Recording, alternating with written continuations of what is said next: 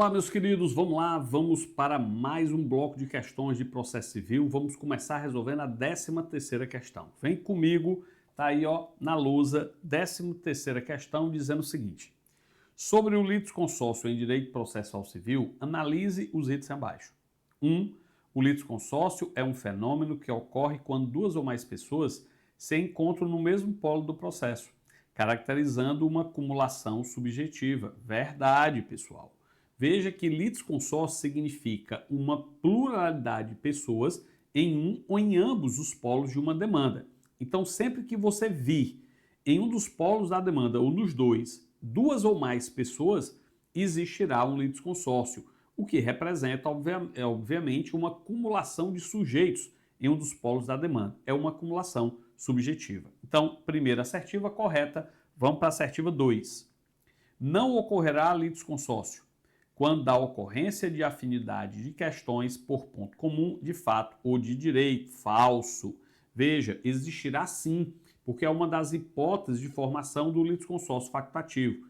Lembrando, litisconsórcio facultativo é aquele formado por vontade, voluntariedade dos litisconsortes, tá? Diferente do litisconsórcio necessário, que é imposto por lei. Observem que existem 3 possibilidades para o litisconsórcio facultativo. Vem aqui comigo, eu vou colocar porque cai em prova. O litisconsórcio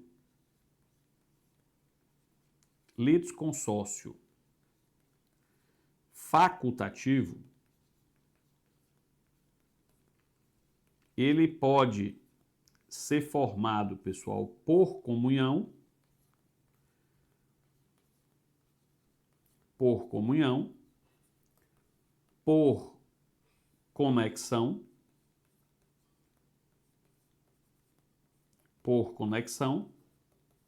ou por afinidade.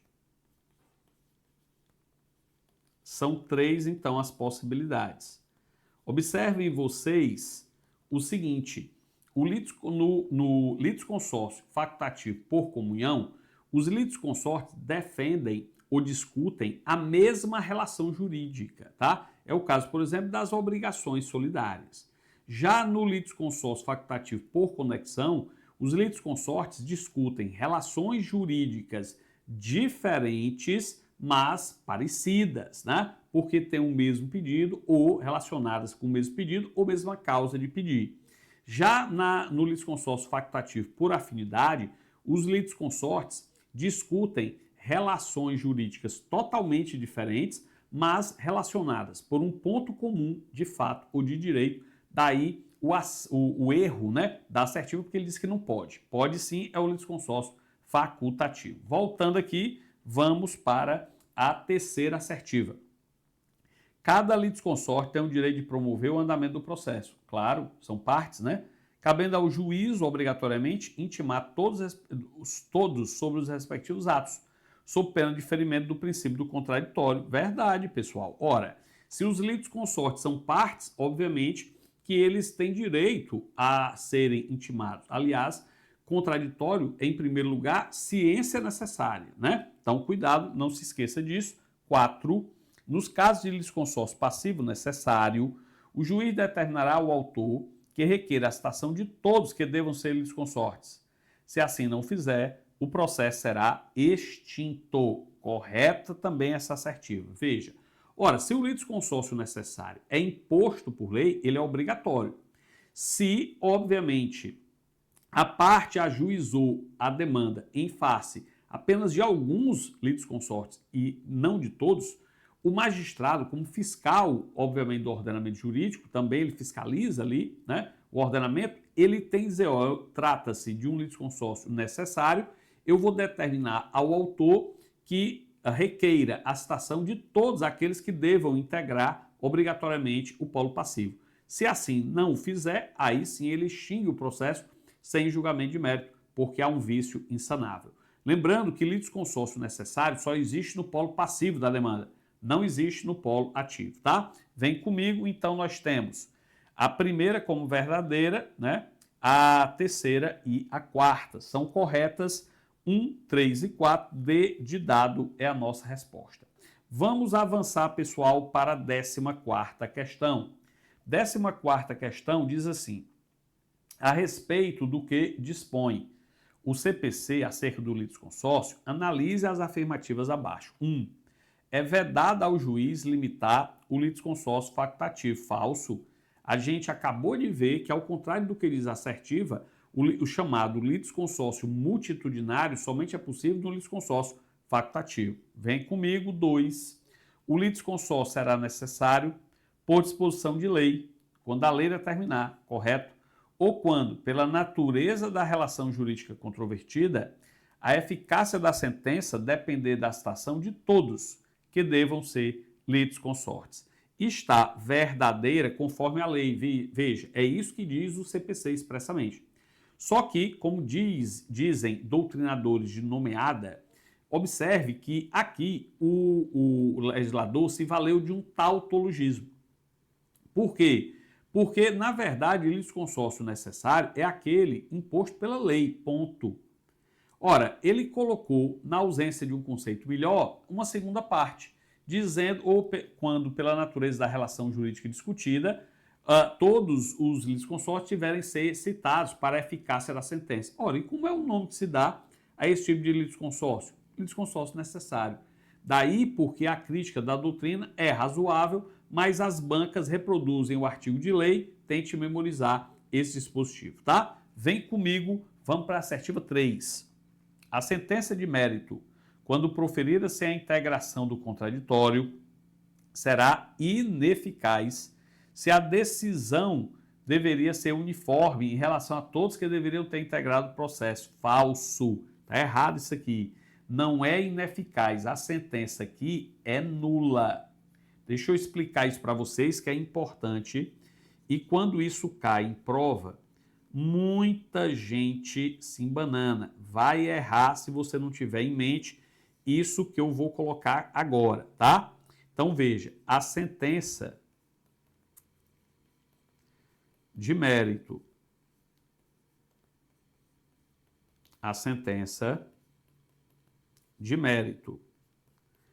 quando proferida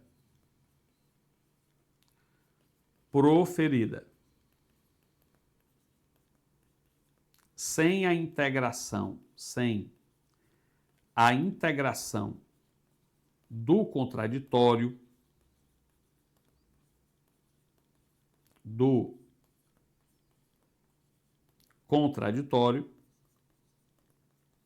e aí veja, quando ele fala sem a integração do contraditório, é sem, pessoal, se liga nisso, sem a citação de todos os litisconsortes que deviam obrigatoriamente estar no polo passivo da demanda, tá? Vem aqui comigo, porque essa sentença, ela pode ser nula ou pode ser, pessoal, ineficaz.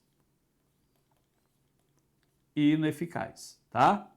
E ela será, veja, nula, deixa eu trocar aqui a cor da caneta, nula no caso do litisconsórcio unitário.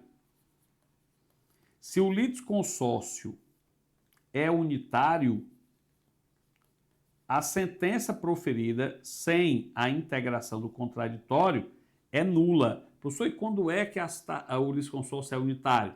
Quando o juiz tiver que proferir a mesma decisão para todos os litisconsortes. A decisão aqui tem que ser uniforme. Daí o erro da assertiva. Note, a assertiva vem dizendo que a decisão deveria ser uniforme. Então é litisconsórcio unitário. A sentença aqui é nula, não é ineficaz. Ineficaz nos demais casos, para quem não for citado. Ou seja, no litisconsórcio, demais casos aqui, é litisconsórcio simples. Se o litisconsórcio é simples, se o juiz puder decidir de forma diversa em relação aos litisconsortes, então aquele que não foi citado não é atingido pela sentença. A sentença para ele é ineficaz. Cuidado com esse esquema aqui, deixa eu sair da frente, tá aí, porque ele é muito importante para as provas, beleza? Então tá aí, 14ª questão, apenas e tão somente a segunda assertiva, ela está correta, D de dado é a nossa resposta. E aí a gente já pode partir para a 15ª questão. Em uma relação jurídica em que seja obrigatória a formação de litisconsórcio necessário, claro, é até redundante, porque o litisconsórcio necessário é aquele que a formação é obrigatória. Passivo, a gente já viu que só pode ser no polo passivo. É correto afirmar que, item A, caso o autor não observe a formação do litisconsórcio necessário ao propor a ação, o juiz de plano extinguirá o processo sem resolução de mérito. Errado. De plano não. Como a gente viu, ele intimará o autor para que ele cite todos os litisconsórcios necessários. Se ele não obedecer à ordem judicial dentro do prazo que o juiz deu, aí sim é que ele vai extinguir. Então não é de plano. Oportuniza-se, em primeiro lugar, a correção do vício. Vem comigo, tá aí B de bola, sendo um litisconsórcio necessário simples, a ineficácia perante o litisconsorte preterido estende-se aos demais litisconsortes. Tá errado, pessoal, porque a ineficácia da sentença é só para aquele, como a gente acabou de ver, aqueles que não foram citados, né? Para aqueles que foram citados, a sentença obviamente, produz efeitos, tá? Então, o efeito aqui da ineficácia é pessoal. Vem comigo, C de casa. Se proferida sentença de mérito e sendo o litisconsórcio necessário simples, a sentença será considerada ineficaz, para os litisconsortes, podendo aquele que não foi citado se valer de ação rescisória na hipótese de ter ocorrido o trânsito em julgado. Pessoal, tá errado isso aqui, Primeiro, veja, o litisconsórcio realmente é simples, então a sentença será ineficaz. Só que sentença ineficaz não é objeto de ação rescisória. Quem é objeto de ação rescisória após o trânsito em julgado é sentença nula, se tiver nulidade, né? Principalmente quando contrariar aqui uma norma legal. Então, vem comigo, tá aí D de dado. Se proferida a sentença de mérito e sendo o litisconsórcio necessário unitário, veja, o litisconsórcio é unitário, a sentença será considerada nula, perfeito, e poderá ser impugnada mediante ação rescisória na hipótese de ter ocorrido trânsito em julgado. Olha aí, Olha como essa questão aqui é uma questão já de alto nível. Não é todo aluno bacharel em direito que resolve isso aqui, não. Então, observe, né? Cobrada, inclusive, para concurso de tribunais. Já questão de alto nível, se liga nisso. D de dado é a nossa resposta. Beleza? Ótimo. Avançamos agora para a questão de número 16. O litisconsórcio é um fenômeno que pode ser encontrado no polo ativo ou passivo de uma ação e consiste na pluralidade de partes em uma lide. Sobre o assunto, assinale a alternativa, veja o que é que ele quer, pessoal. Ele quer a incorreta. Item A. O litisconsórcio será unitário quando, pela natureza da relação jurídica, o juiz tiver de decidir o mérito de modo uniforme para todos os litisconsortes. Ora, essa assertiva está correta, então não é a nossa. Nós já vimos que no litisconsórcio unitário, o juiz ele vai ter que decidir a lide, ou seja, a causa, de modo uniforme, dar a mesma decisão para todos os litisconsortes. No litisconsórcio simples é que a decisão pode ser diferente em relação aos litisconsortes, não esqueçam. Vem comigo, olha a assertiva B de bola. No litisconsórcio unitário, os atos e as omissões de um poderão prejudicar ou beneficiar os outros. Essa aqui é que está errada. Prestem atenção, deixa eu colocar isso aqui, deixa eu explicar isso para você olhando no olho, tá? Existe uma parte muito importante do litisconsórcio que você tem que saber para resolver esse tipo de assertiva, que é a relação entre as condutas das partes e o litisconsórcio unitário e simples. Presta atenção agora. As partes agem no processo através de duas condutas: as condutas determinantes e as condutas alternativas. Condutas determinantes, pessoal, são condutas desfavoráveis, onde a parte pratica a conduta e já está em desvantagem processual. Então, é não recorrer, não produzir prova, é não contestar, é confessar. Isso tudo é conduta prejudicial. Já as condutas alternativas são as condutas benéficas.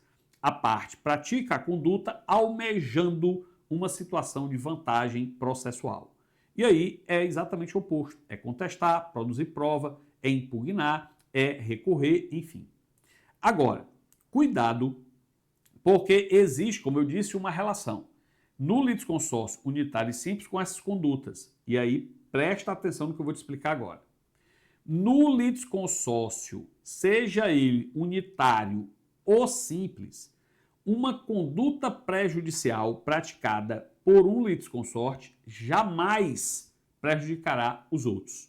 Eu vou falar de novo. Não importa qual é o litisconsórcio, se é unitário ou simples.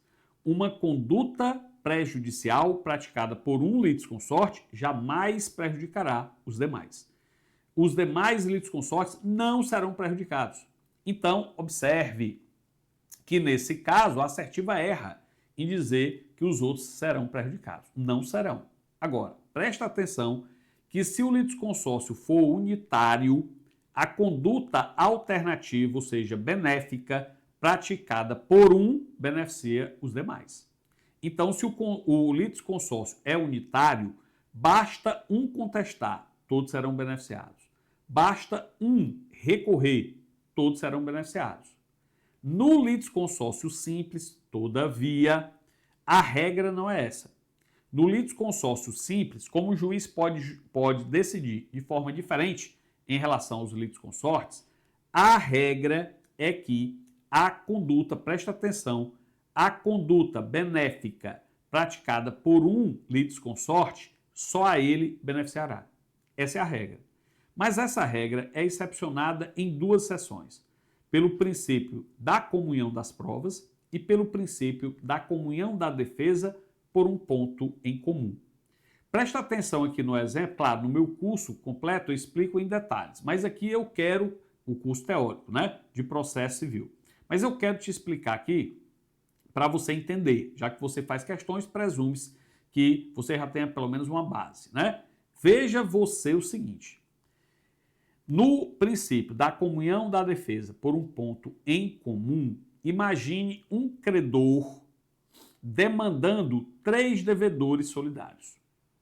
Se só um contesta, a regra é que só ele seja beneficiado por essa contestação. Agora, imagine esse que contesta alegando a prescrição da pretensão. Se ele alega a prescrição e o juiz decide que a dívida está prescrita, eu te pergunto, o credor vai poder cobrar dos outros litisconsortes que não contestaram? Claro que não.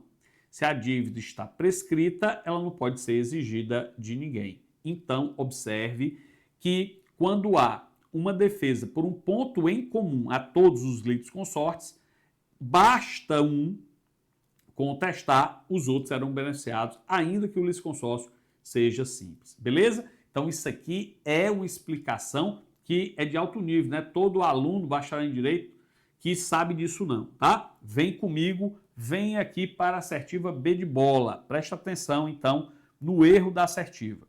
No litisconsórcio unitário, os atos e as omissões de um poderão prejudicar. Prejudicar não pode, mas pode beneficiar? Pode. Beneficiar pode, não pode prejudicar.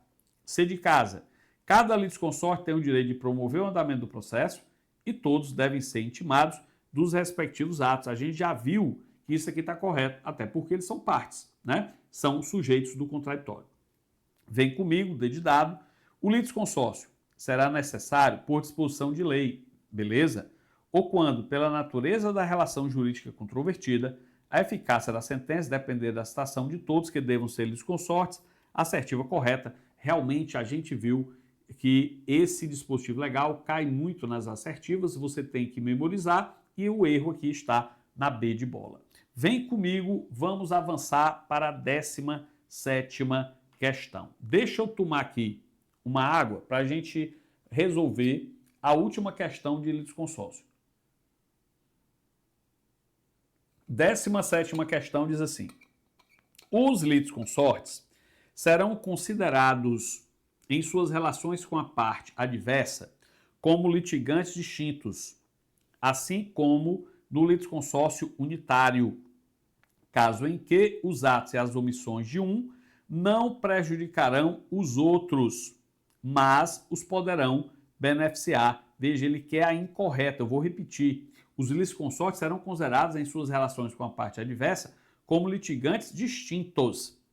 Assim como no litisconsórcio unitário, está errado, salvo no litisconsórcio unitário, caso em que os atos e as omissões de um não prejudicarão os outros. A gente já viu que isso aqui está correto, não pode prejudicar, mas pode beneficiar. Mas não é assim como, é salvo no litisconsórcio unitário, tá? Então, realmente, é a nossa assertiva errada.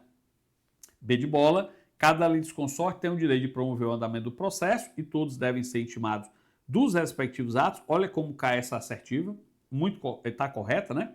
C de casa, nos casos de litisconsórcio passivo necessário, o juiz deve determinar ao autor que requeira a citação de todos que devam ser litisconsortes, dentro do prazo que assinar, sob pena de extinção do processo. Perfeito, né? Como a gente viu, se o juiz perceber que há algum litisconsórcio necessário que não foi citado, ele vai determinar a intimação do autor, determina um prazo para ele sanar o vício. Se ele não sanar o vício, aí sim o processo será extinto, sem julgamento de mérito. Vem comigo, última assertiva, D de dado. O juiz pode limitar o litisconsórcio facultativo quanto ao número de litigantes na fase de conhecimento, na liquidação de sentença ou na execução, quando este comprometer a rápida solução do litígio ou dificultar a defesa ou cumprimento de sentença. Também está correto, lembrando aqui que o litisconsórcio multitudinário, ele pode ser, obviamente, utilizado pelo juiz em qualquer fase do processo, pessoal. Durante a fase cognitiva, do cumprimento de sentença, lá na fase executiva do processo sem crédito e no processo autônomo de execução de título executivo extrajudicial. Beleza? Então, com isso, está aí as 17 questões primeiras. Já terminamos o litisconsórcio, vamos avançar para o próximo tema, intervenção de terceiros. Vamos lá. 18ª questão. Leia abaixo o excerto do artigo 125 do Código de Processo Civil e assinale a alternativa que preencha corretamente e, respectivamente, as lacunas. Então, vamos lá.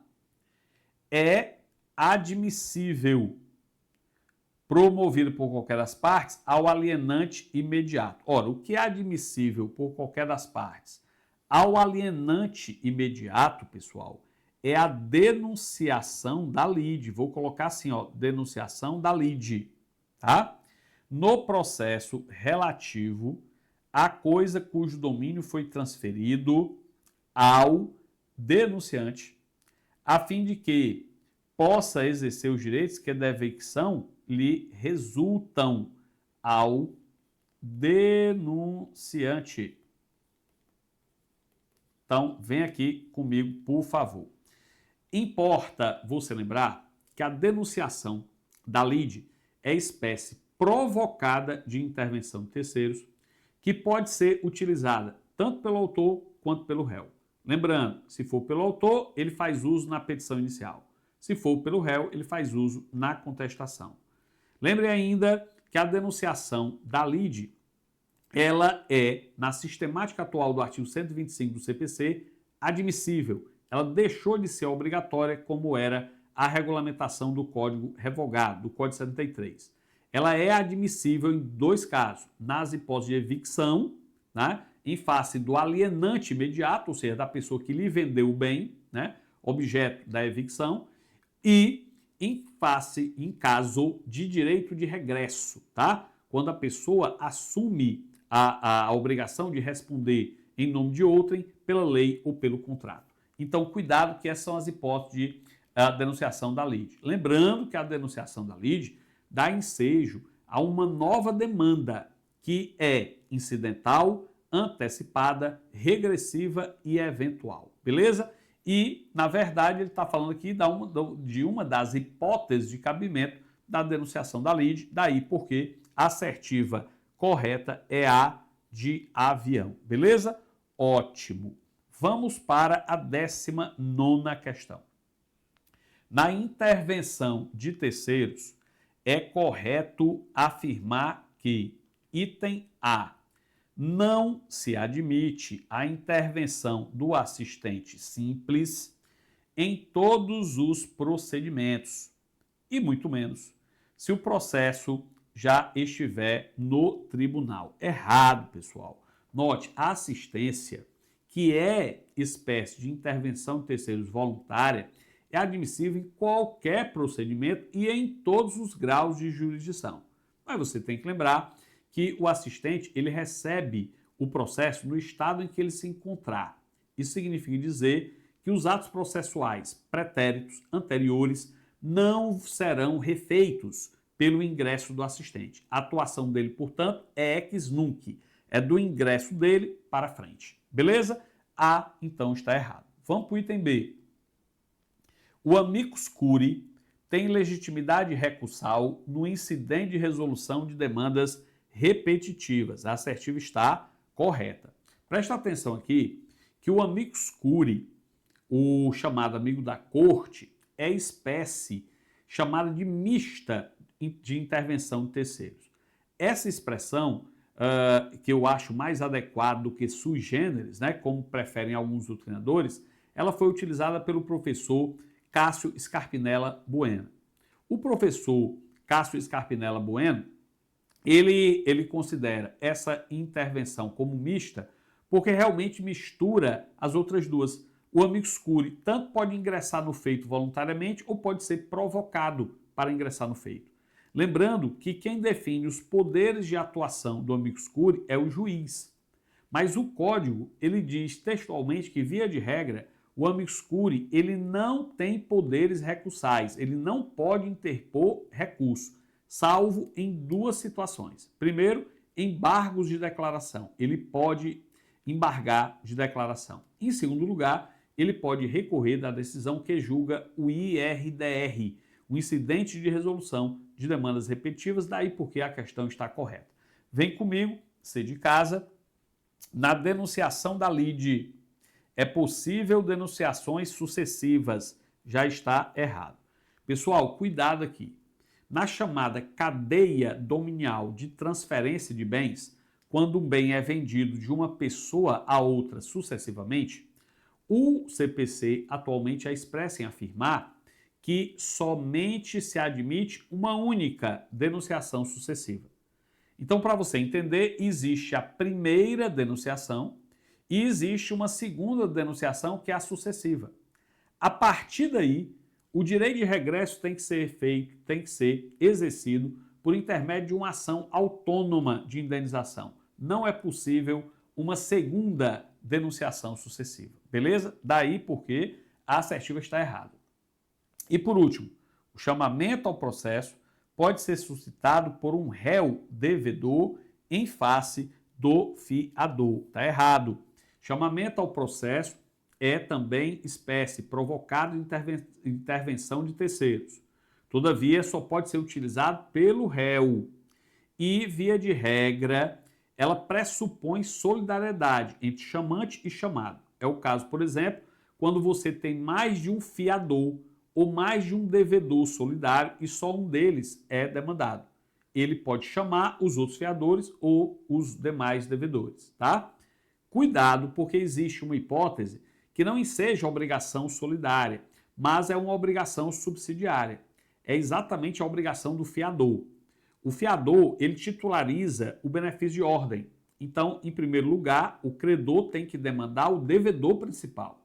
Se ficar comprovado que o devedor principal não tem meios para honrar com a sua obrigação, aí é que o fiador assume a obrigação em nome do devedor, subrogando-se, obviamente, nos direitos do credor. Cuidado, porque muito credor demanda diretamente o fiador. Processualmente está errado. E se o credor demandar diretamente o fiador pode chamar ao processo exatamente o devedor principal, ou seja, o afiançado, tá? Daí o erro da questão, porque ele inverteu essa lógica. Vem aqui comigo, porque a gente já pode, pessoal, partir para a 20ª questão. Mas eu estou vendo aqui que o nosso bloco, ele chegou ao final, né? Eu estabeleci 30 minutos, a gente começa a resolver a 20ª questão a partir da próxima aula. Então, fiquem com Deus, força nos estudos e já sabe, vamos juntos até a posse.